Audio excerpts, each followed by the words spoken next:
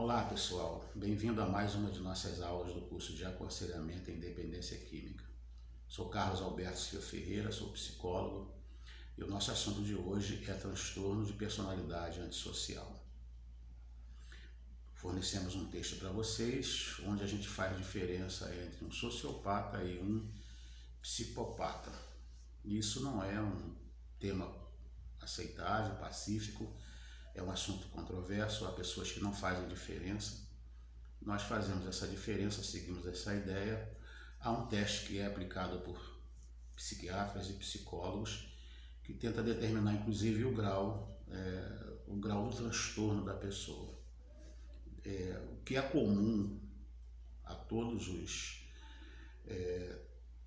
portadores de transtorno de personalidade antissocial, o que é comum principalmente é a falta de empatia ou a empatia muito reduzida. Por empatia aqui é a capacidade de se identificar com o outro, de perceber a dor do outro e de não querer que o outro passe por situações que eu também não gostaria de passar. Isso me parece inclusive o que a Bíblia tem como uma de seus pilares. Não faça ao outro aquilo que você não quer que façam com você mesmo. E mais ainda, a empatia não precisa que eu faça ou deixe de fazer algo com o outro. Pelo simples fato de o outro estar passando por algo doloroso e difícil e aquilo já me faz sofrer, já me traz compadecimento. Nós, em geral, nossa sociedade inclusive é incentivada atualmente inclusive a se compadecer dos animais. Cada vez mais cresce o movimento de proteção, direito dos animais, de não promover maus tratos, de não promover tortura aos animais. Então, a nossa noção de proteção, de cuidado e de empatia está cada vez mais aumentando. Mas algumas pessoas elas têm muita dificuldade de ter empatia ou não têm empatia nenhuma. Há algumas pessoas na adolescência e na infância que são inseridas em determinados contextos onde levam vantagens, são oferecidas para elas drogas, às vezes mulheres, ou como atualmente tudo está diferente, até mesmo as meninas estão já sendo recrutadas por movimentos desse tipo. Aqui no Brasil é o tráfico de drogas, na África são os guerrilheiros e em outros países também, tanto guerrilha como tráfico, quanto movimentos políticos de rebeldia, de enfrentamento armado, recrutando pessoas mais jovens e, é claro, prometendo a elas aquilo que aquela criança, aquele indivíduo ainda em fase de desenvolvimento considera vantajoso. Para um menino de 12, 13 anos, ser recrutado pelo tráfico de drogas e ser oferecido a ele drogas, armas, mulheres, jogos de videogames e coisas que a criança gosta, e comida boa e uma vida luxuosa, a criança vai internalizando que fazer aquelas coisas é justificável e aceitável. Se ela tiver pelo menos uma base anterior, se nela for internalizado valores anterior, talvez ainda haja chance de recuperação. Uma criança, um indivíduo que não está numa situação dessa, sendo recrutada por malfeitores, por pessoas violentas, pessoas que trabalham contra o direito posto, o direito social, o direito que nós conhecemos, o sistema jurídico que nós procuramos viver. Uma criança, às vezes, vivendo também uma situação onde seu espírito é ferido, onde ele sofre abuso físico, ou abuso psicológico, ou abuso emocional, ou até abuso sexual, ele pode desenvolver um quadro de rebeldia, de transgressão, de violência, mas ser ainda alcançado a tempo e ser resgatado. Não é necessariamente um sociopata ou um psicopata, é apenas uma pessoa apresentando um período de rebeldia, de delinquência, em função do contexto externo que a torna vulnerável e tendenciosa a viver essa situação de transgressão e de violência. Se passa essa fase da infância, da adolescência, e o indivíduo entra na fase adulta e continua ainda com características de falta de empatia, e aí, é claro, outros traços, né, vai variar de pessoas para pessoas, do quadro sociopático para o psicopático, outros traços que nós vamos ainda comentar brevemente, pode aparecer ou não, mas o principal traço é esse, é a falta de empatia e a dificuldade de sentir culpa ou a impossibilidade de sentir-se culpado. Existe uma ideia filosófica de que nós vivíamos num mundo de bárbaro. Cada um fazia o que bem entendia aos seus próprios olhos.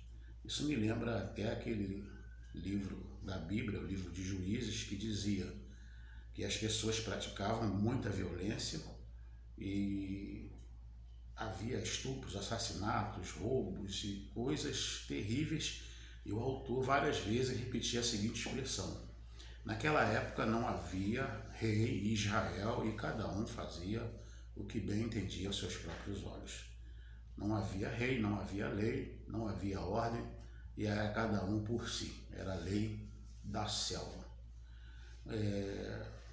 A filosofia, para explicar o surgimento do Estado e do Estado de Direito, para explicar o surgimento das normas, ela nos ensina que nós vivíamos nesse estado de barbárie, cada um fazendo o que bem entendia aos seus próprios olhos, mas isso deixava cada um de nós também vulnerável a ser vítima de outras pessoas. Então nós fizemos um grande acordo social, um grande pacto social, onde eu abdicava de fazer mal ao outro em prol do meu direito, da minha segurança de também não ser prejudicado. É inclusive isso que as leis antigas, as primeiras leis, os primeiros tratados, as primeiras normas falam sobre isso, é disso que vai falar, inclusive, os 10 mandamentos, a lei de Moisés e o próprio Cristo dizer: não faça ao outro aquilo que você não quer que se faça com você mesmo. Mas a questão da empatia, ela vai mais além. Não querer que o outro passe, que o outro sofra aquilo que eu também não quero sofrer.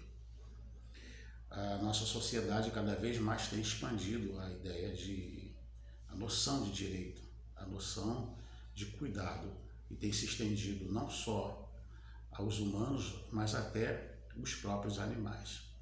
A característica do sociopata ou do psicopata principal é justamente essas duas. A primeira, a falta de empatia com seres humanos e principalmente com animais. Um dos traços que vai nos ajudar a perceber uma conduta sociopática ou psicopática ou antissocial é justamente o maltrato de animais ou a perversidade com animais, a tortura de animais.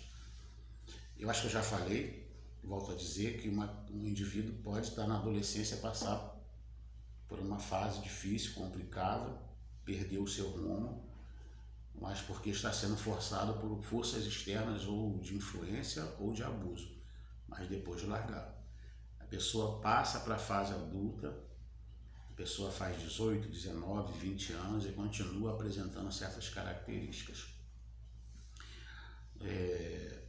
Provavelmente, né, vai se consolidando, vai se cronificando, vai cada vez mais se sedimentando um caráter sociopata ou psicopata, e depois fica muito difícil a mudança. Porque se a característica principal é justamente não sentir culpa, e é justamente a culpa que nos dá esse movimento de desejar mudar, voltando ao pacto social, nós vamos então internalizar as normas, nós vamos introjetar as normas, e todas as vezes que nós quebramos essas normas, vem junto com essa quebra uma noção de eu estou errado, e se eu estou errado, o errado ele merece ser castigado, merece ser punido. Há muitas pessoas que erroneamente atribuem a noção de culpa à visão cristã. E a filosofia vai dizer que não, que a visão de culpa, a ideia de culpa, ela surge da nossa necessidade de segurança. Então, quando eu mesmo quebro as regras, as normas, o indivíduo comum, dentro de nós há uma voz de acusação e que faz com que a gente tenha tanto tristeza ou medo. Tristeza por ter feito aquilo que eu não gostaria de fazer, por violar as minhas próprias regras, a minha própria moral, meus próprios valores, e medo porque dentro de mim há uma noção introjetada, internalizada, que todo culpado precisa ser castigado, precisa ser punido. Bom, quando a gente fala de culpa, de perdão, a gente vai mostrar essa situação e a necessidade daquele que cometeu o erro e está se sentindo culpado ou está tendo medo de uma possível punição, a possibilidade dele se perdoar e de se tornar uma pessoa melhor. Então o erro e a culpa, ela se torna um instrumento, ela se torna um meio, inclusive, da gente poder melhorar, poder crescer. Reconheço o erro, não posso não cometer erro por ser humano. Dizer que eu não erro, dizer que eu sou perfeito, dizer que eu não cometo nada, que eu não faço mal a ninguém, é enganar a mim mesmo. Inclusive, há um texto da Bíblia que diz isso. 1 João 1,8, se dissermos que não temos pecados, enganamos a nós mesmos e não há verdade em nós. E então, eu erro, me arrependo, me perdoo, me torno melhor. Um sociopata, ele não, ou melhor, uma pessoa que é portador de transtorno antissocial, que pode ser tanto um sociopata quanto um psicopata, ou apenas temporariamente no indivíduo adolescente e no indivíduo que ainda é criança, nós chamamos de transtorno de conduta. O indivíduo tem transtorno de conduta, pode ser que haja chance, dependendo do tratamento, dependendo da abordagem, dependendo de quem vai influenciá-lo, pode ser que ele melhore. Isso pode acontecer, é mais fácil. Mas uma vez que se torne adulto e leva para a vida adulta, aquilo que era transtorno de conduta passa a ser um transtorno de personalidade muito mais difícil de ser trabalhado, porque a pessoa vai ter muita dificuldade de sentir culpa, de se arrepender. E assim, a mudança é quase impossível. Eu falei quase. Eu, na minha experiência profissional, eu já tive a oportunidade de ver duas pessoas num quadro de sociopatia. Pessoas eram rebeldes, na infância maltratavam bichos, maltratavam animais, arrumavam uma série de problemas, deixavam de estudar porque brigavam na escola, entraram para o tráfico e eram pessoas perversas, tinham um certo prazer em fazer outras pessoas sofrerem. E eu tive a oportunidade de ver essas duas pessoas, uma chegar a um ponto de apresentar uma forte melhora, apesar de muitos anos sendo trabalhado, e ela começou a abrir uma possibilidade de mudança, de transformação, e que depois foi tudo perdido, foi tudo regredido quando ela foi inserida num contexto familiar, onde não continuou recebendo apoio psicológico e emocional e um ego muito fragilizado. Ela então desabou e voltou às condutas antigas. E tenho a felicidade de conhecer alguém que conseguiu mudança, conseguiu, até hoje recebe apoio e continua crescendo. Há um personagem daquele filme Carandiru, do Drauzio Varela. Eu não li o livro, mas eu vi o filme e acredito que o filme seja baseado no seu livro, das experiências do presídio. Há um personagem que tem todo o quadro de psicopata na cadeia, ele mata estupradores e também mata outros prisioneiros por encomenda na própria cadeia. Ou seja, na própria cadeia ele comete crimes. E o Drauzio Varela, num filme com base no livro, descreve a vida de vários deles e um dia ele recebe esse indivíduo que estava com dificuldade de dormir, vivia portando uma certa angústia e não sabia o que era. Pergunta ao médico, Drauzio, e o Drauzio diz que ele estava sentindo-se culpado. e diz para ele que aquilo era culpa. E ele pergunta ao médico: doutor, isso tem cura? O médico diz: não, isso não tem cura. O filme não entra em detalhes se houve outras conversas, o filme mostra ele saindo ali daquela conversa com o médico e passando pelo pátio, chovendo, há uma pregação do evangelho e o pregador começa a falar a vida daquele indivíduo e dizer: você que acorda já com necessidade de matar alguém, de sentir sangue, de ver sangue, tem sangue nos olhos, enfim. Começa a descrever a vida daquela pessoa e dizendo que para ele havia oportunidade, que Deus queria recebê-lo, Jesus queria salvá-lo. Ele vai até ali e se converte. Mas um tempo depois a polícia invade o presídio e mata muita gente. Não se sabe se inclusive essa pessoa também foi assassinada ou foi morta pelos policiais que invadiram o presídio. Mas é uma história que, acredito eu, baseado, ou pelo menos retrata no todo, em parte, uma realidade, e que uma pessoa que tem todas as características de um psicopata e algo acontece e ela pode mudar de vida. Então é quase impossível, mas há possibilidade, embora seja muito difícil. Há um teste, não sei se eu já falei isso aqui agora, hoje no vídeo, é um teste usado por psicólogos e psiquiatras que vai analisar vários desses traços: impulsividade, ego inflado, mentira, manipulação, transgressão das normas, das regras. Então vai avaliando vários desses traços e dando uma pontuação para saber o grau do transtorno dessa pessoa. Geralmente, muitos autores, e eu também me alio a essa ideia, de que o sociopata ele é mais fácil de descobrir, ele transgride, ele tem prazer em transgredir e mostrar essa transgressão. Às vezes, não falei a diferença entre um e outro, às vezes ele é esperto e consegue se safar da punição, consegue se safar da polícia, da justiça, mas ele não tenta muito esconder. O prazer dele é chocar. E há aqueles, inclusive, que acabam sendo presos, vivendo em cadeia, tendo problemas diversos, porque não conseguem esconder. Tem prazer mesmo em transgredir, prazer em chocar, prazer em fazer o mal. E quando a gente vai falar de substância, de uso de substância, é uma grande tolice ficar tentando dizer para essas pessoas que droga faz mal, que aquilo pode causar problema. Ela não vai nem aí para isso. Pelo contrário, às vezes ela quer isso mesmo, pior resultado. E ela se delicia quando isso choca alguém, quando alguém sofre com isso, quando alguém se espanta com isso.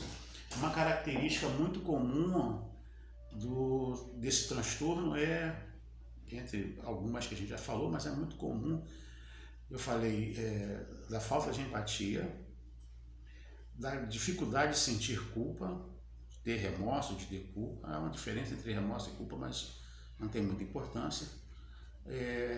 Baixa tolerância à frustração, e elas têm uma capacidade muito grande de terem tédio. E tira o tédio dela justamente a transgressão, fazer coisa errada. E às vezes não é só a falta de empatia, às vezes o prazer em ver o outro sofrer. Uma coisa é ser indiferente, que alguns deles têm isso. É indiferente ao sofrimento. Ver alguém baleado, ver alguém morto,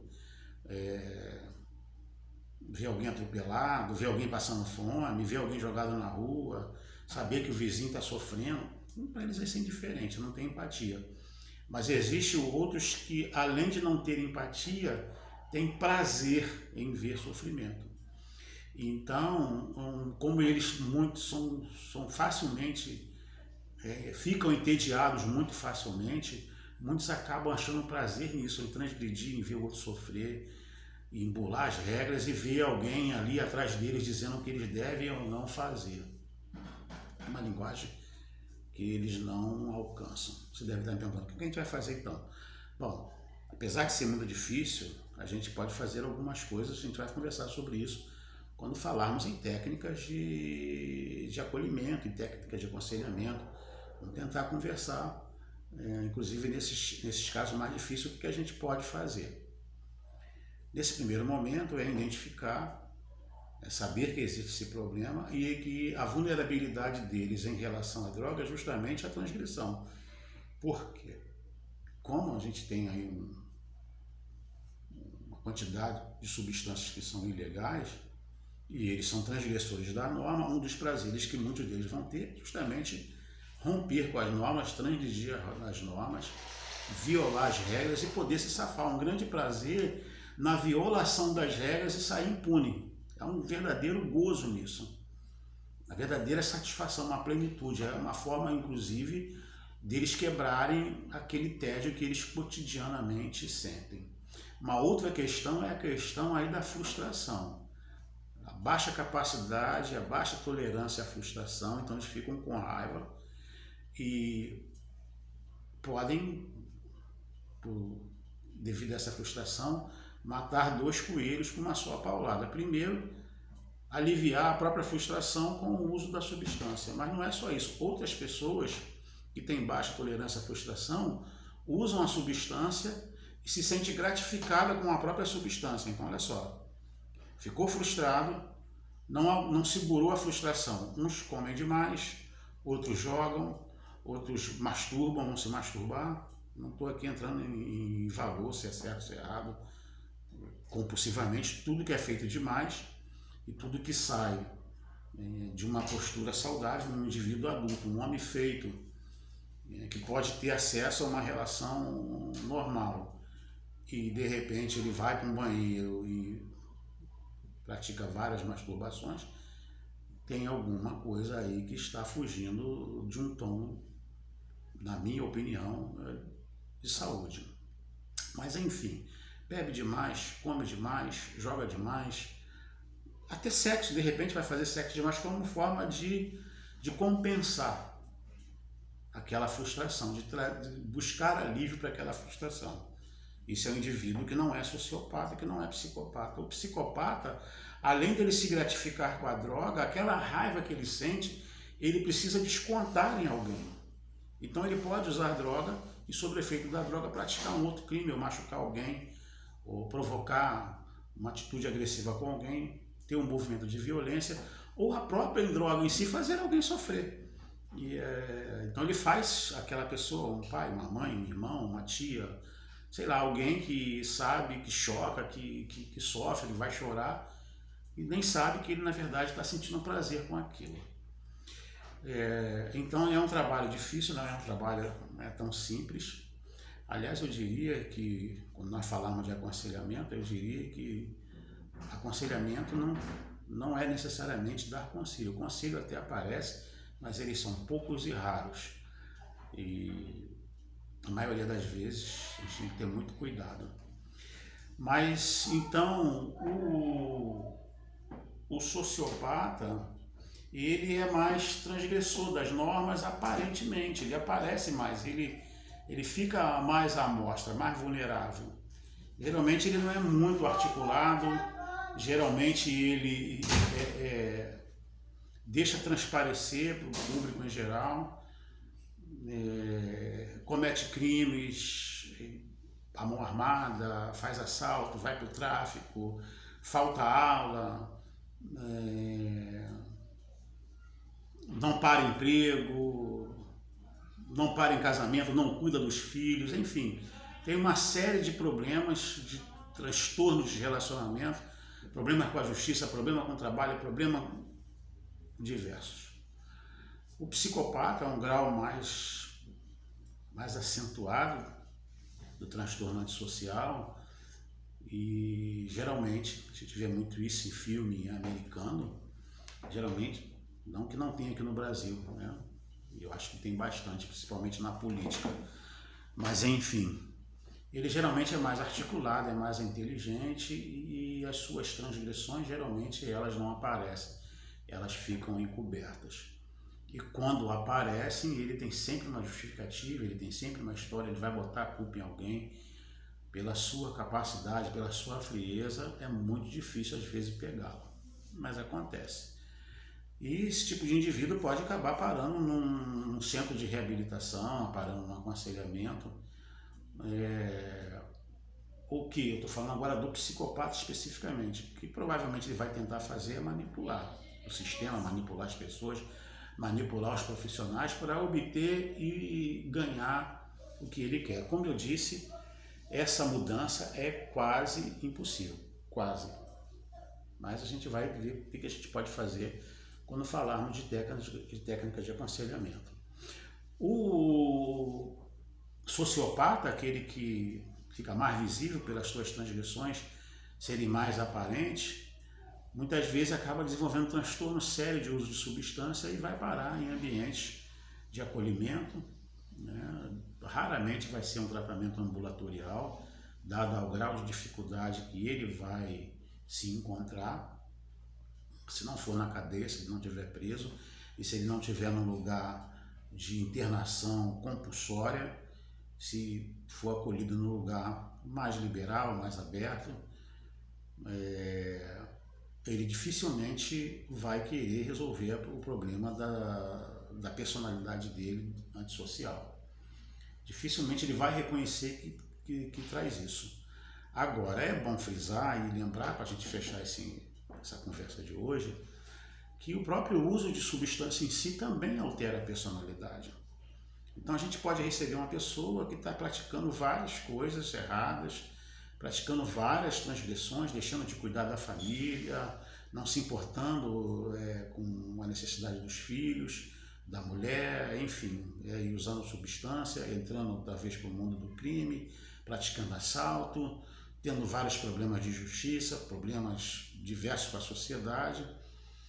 E quando a gente vai estudar a vida dessa pessoa, ele vai ver que na infância ele não tinha transtorno de conduta, teve uma educação adequada, uma família ajustada, uma família funcional. E alguma coisa foi acontecendo nesse processo, ele conheceu a droga e a droga foi quebrando freios. Porque eu falei muito também de violência, de criança em situação de abuso, ou que é sequestrada por guerrilheiros ou pelo tráfico. Mas às vezes os lares que aparentemente são ajustados, os lares aparentemente abastados, aparentemente bons, pode ter falta de limite. Aquela falta de internalizar a regra nas pessoas. Eu tenho um netinho, não sei quem reparou, que de vez em quando ele veio aqui me olhar, muito apegado a mim, que nós temos um cachorrinho e já peguei ele algumas vezes querendo chutar o cachorrinho. E eu falei, não faça isso, isso é errado. Não se maltrata os bichos, o bicho se dá carinho. Você só vai bater nele se ele te atacar e você se defende. Então vai internalizando na criança as regras, as normas. Vai internalizando com amor, com carinho, né? No começo ele chorava, ele não queria ser repreendido, fazia birra, porque já tem um temperamento complicado, um temperamento difícil. A gente continua insistindo, ensinando o que é certo e o que é errado com amor, com carinho, e isso a criança vai internalizar, a não ser que ela tenha um problema, isso é possível. Algumas pessoas a fazerem, não são todas, mas algumas pessoas ao praticarem, a terem comportamentos antissociais, e algumas a pedirem ressonância magnética, pedir aí uma imagem do cérebro e ser identificado problemas principalmente no córtex pré-frontal, que é o nosso gerente aí da personalidade, aquele que modula a nossa conduta, o nosso comportamento diante das normas sociais. Isso não é sempre, isso não isenta a pessoa de responsabilidade e de discernir o certo e errado. Não sentir culpa, não sentir remorso, não é a incapacidade de saber que algo é errado. Eu sei que algo é errado, mas eu não me importo, é diferente. Embora algumas pessoas possam ser identificado alguns problemas neuroanatômicos e até tumores. Algumas pessoas, depois de algum acidente, mudam o comportamento bruscamente. Uma pessoa que tinha uma conduta de um jeito, né, uma reputação ilibada, uma pessoa que vivia de acordo com as normas sociais, de repente, depois de um acidente de carro ou de um acidente qualquer, passa a praticar, ser promíscuo, passa a praticar várias transgressões, a fazer várias coisas que, ao ponto de vista da sociedade, é errado.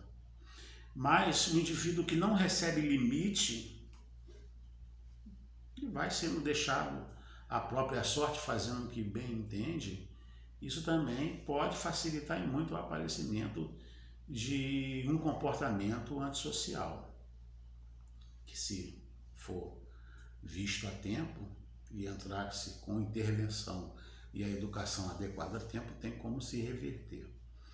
E aí a pessoa, como nós falávamos, não teve nada disso, teve uma vida de limite, recebeu ensino, foi educada, família que tinha valores, estudou, fez, fez a sua educação, não teve problema com a justiça.